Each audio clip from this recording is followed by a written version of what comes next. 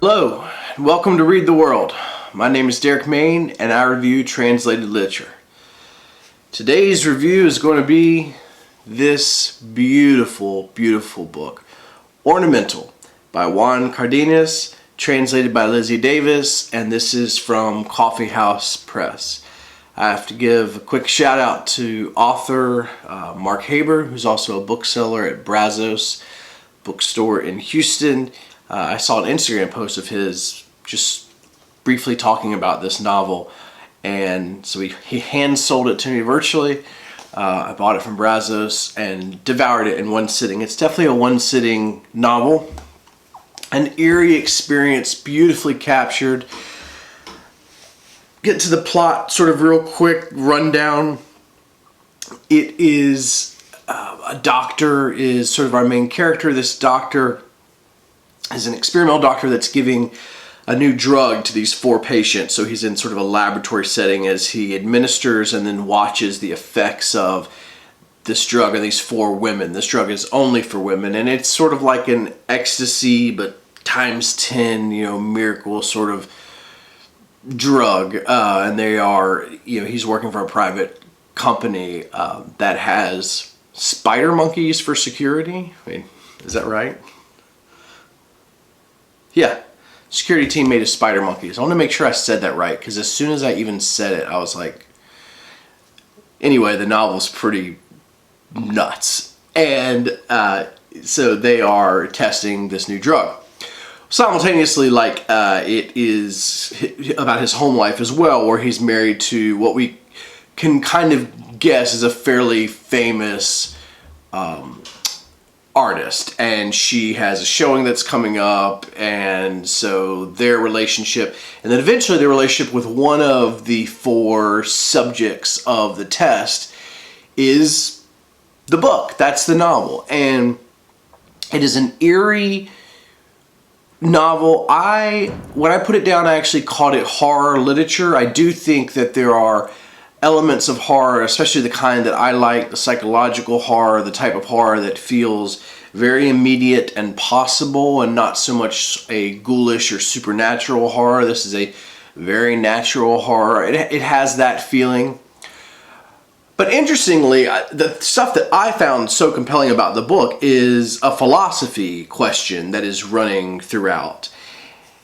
And before I get to that, and that's what I'm going to read a little bit of the sections from, is all dealing with this same philosophy, which has to do with the title, Ornamental. But before I get to that, I do want to say that a lot of the reviews and the stuff I've read, seen, even back cover type stuff, is talking about the class elements of the book.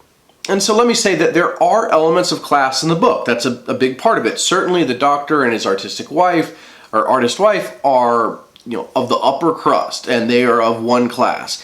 And then the patients or the subjects of the experiment are absolutely of another class, and there is some meshing of worlds, and you see how they combine. Because of the nature of the type of pharmaceutical company that hires spider monkeys as security guards, you also get into an element of what people are calling and have been calling late capitalism. And I just want to briefly say, as a personal aside, that I am not the biggest fan of this term late capitalism. And let me tell you why. I think it's an ill-defined word. And by ill-defined, what I mean is there is a definition, okay, that is understood, but then there is usage, which is much broader and wider. It casts a wider net than the definition. And what I specifically mean is that oftentimes when people say late capitalism, what they are trying to say is a kind of wishful thinking. They are saying we are in this late stage of capitalism. Capitalism is about to fall. And while absolutely late stage or late capitalism encompasses part of that, what you miss in the nuance of that definition is how long a stage might be. And here's what I mean by that. Late stage capitalism may well last 200 years. We don't know. There's nothing in the stage that tells us this is how long it will be, okay, right? So late capitalism defines a type of capitalism, not a point in time necessarily of where we are in the arc, only because we never really know where we are in the arc. So to me, personally, it is more of a definition of the type of capitalism we see now, which is oligarchical, crony, all that type of stuff. Nasty, ugly, the worst aspects of it. But it does not tell us where we are in relation to an end point, okay? And so I just want to make that point because many reviews and talks about Ornamental, and even on the back, I think someone writing about it talks about, specifically brings up late stage. Yeah, it's Brian Evanson, who's really good, but perhaps the most damning fictional portrait of late capitalism I've ever read, and once absurd and startlingly relevant. I mean, I agree with that, that's fine, but bringing up late capitalism just sort of like puts me into an aside where I want to say, and to add to that, I don't think that the book's most promising elements, and this is one of the 3 best books I've read this year. I think it's definitely the best book I've read this year that's come out this year, unless I'm just missing something, you know, as far as a publication date. But so this is a top book for me. I definitely imagine it will be in my top 10 list at the end of the year. But I do not think that what makes this so special is a look at late capitalism. I think it's actually the philosophy thing I'm going to get to in a minute. And I just want to, last thing, and I know this is a little tangential, especially since this is a book that I really want to celebrate, but we're seeing more and more these terms being used to sell books. And I just want to remind you that it's fun to read the books and decide. Of course, we're living right now. So what we're writing about is going to be imbued with the right now, and that includes the political. And I've talked politically on this channel, I've talked economically, I've talked socially, culturally. I care deeply about that stuff, and I come from a far, far left viewpoint. But I also do not want to decide sort of arbitrarily and maybe in marketing speak that every novel that comes out from now over the next 15 years is an indictment of late capitalism.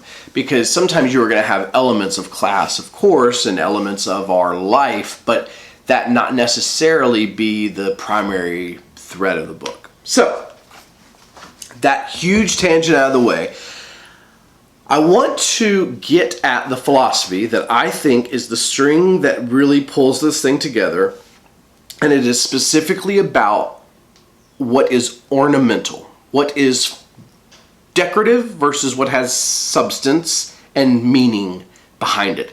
And I'm going to try to explore this through 4 sections. So page 12 is, I would say, the most, of course I'm going to start with the one that's like not as important in the philosophical sense of what I'm trying to thread together, but it is going to get into professional rivalries, and I think it's going to start us off on a good note to understand the narrator, potentially the narrator's wife, and the airs that they might put on. Luckily, the doctor attending my wife is an old classmate of mine, the discreet type. She must have consumed a great deal of cocaine, the man explains coolly, without a trace of moral condemnation.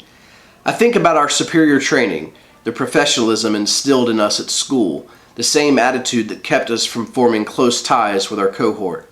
The only signal of humanity, buried deep within his words, is the faintest suggestion of triumph. He's pleased to have eliminated an old rival. I grant him victory in exchange for discretion. He accepts, and, grateful, leads me to my wife's room, even going so far as to take my elbow as we continue down the hallway. My wife has been sedated.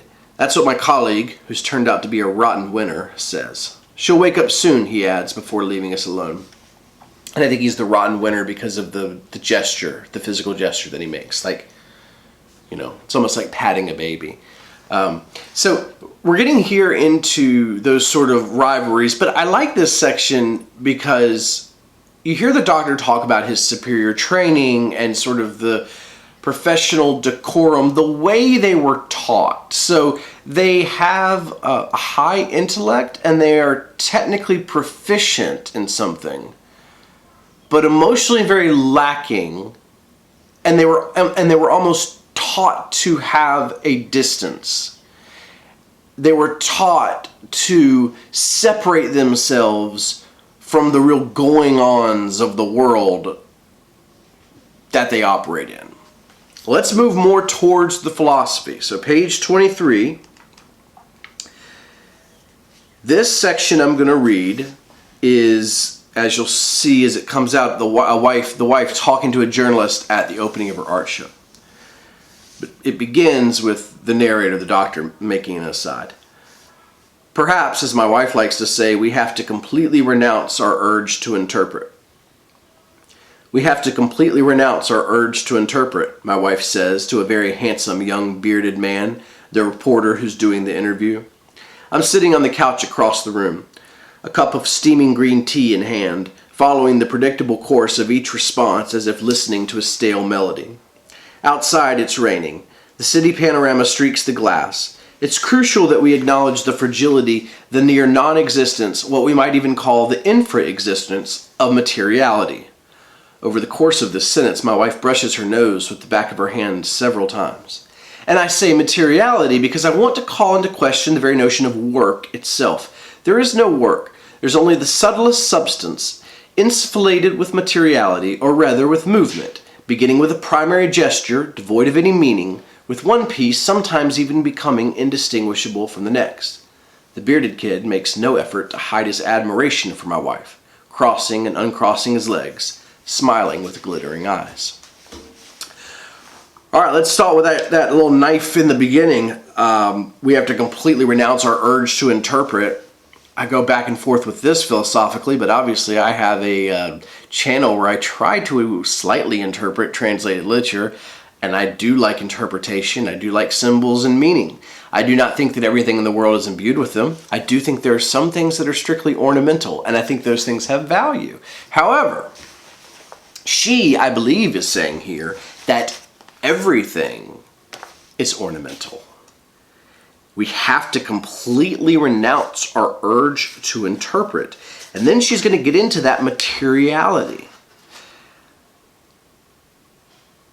There is no work. There's only... So, first off, a couple of different... you see how there's philosophical semantic games going on that you can only sort of press at when you don't have any real work, real labor, is what I'm saying. And I'm not calling into question that, of course, art is work and art is labor, but this is the pedestal that these two have sort of put themselves on, and that's the thread throughout the book. So you have to kind of read the whole thing to get that sense. I don't want to make it sound like I'm taking all this just from that one little clip, but it's an interesting aspect that as they have sort of reached this stage in their life, they are able to sort of look across everything and denounce materiality or denounce the urge to interpret.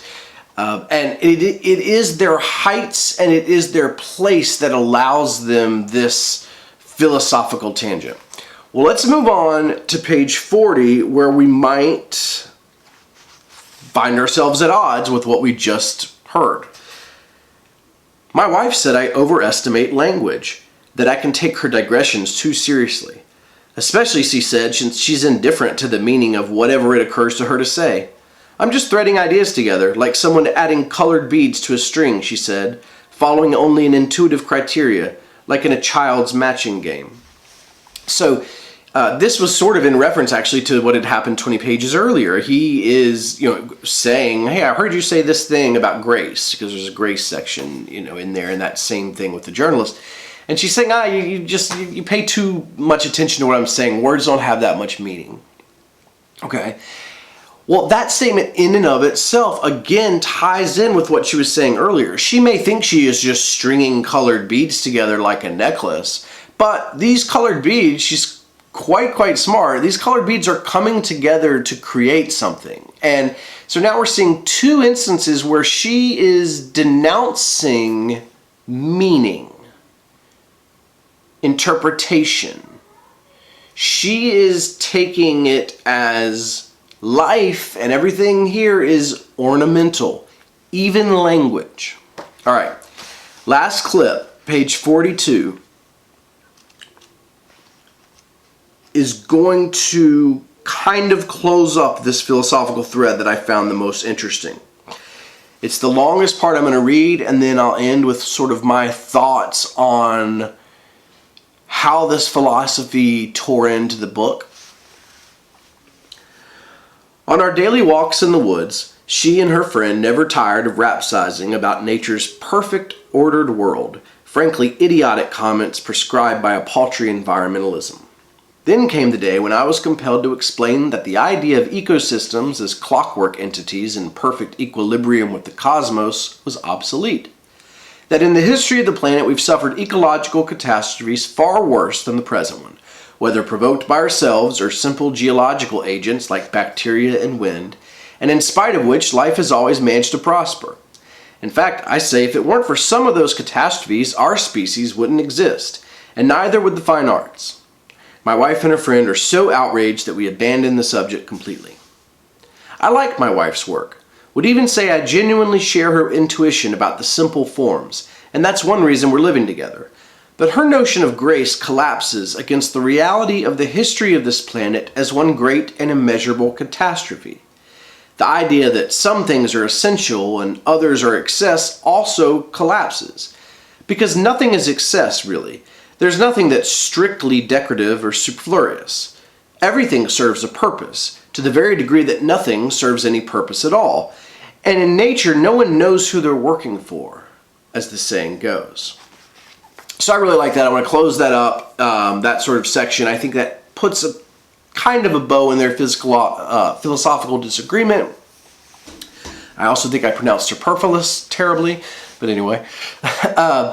And as you can see, he is not necessarily agreeing with her philosophy. I mean, he understands and appreciates aspects of it, but he does not believe that everything is strictly decorative or that anything can be strictly decorative. Now, there are reams and reams of philosophical texts and conversations that you can have to kind of get at this question of materiality and language and what is and is not sort of ornamental, okay? And that's not my place. Like, I'm not studied enough. Like, I think it's interesting. I think these ideas are interesting to think about. What makes this book one of my favorite books of the year is that the story kicks ass. It's awesome. It propels you through. It is a single read, boom, slap in the face, great horror story. The characters are super compelling. It comes to a very interesting close. But I just want to say that as like high art and literature, the ideas running through this book that appeal to me and that I think are front and center are on the title. It is about meaning, okay? I do not think it is primarily about late capitalism. So that was my own reading of this. If you've read it, let me know what you think. If you haven't read it, pick it up immediately. It's great. It is such an awesome single read. Thanks again. Whew. Be good to folks.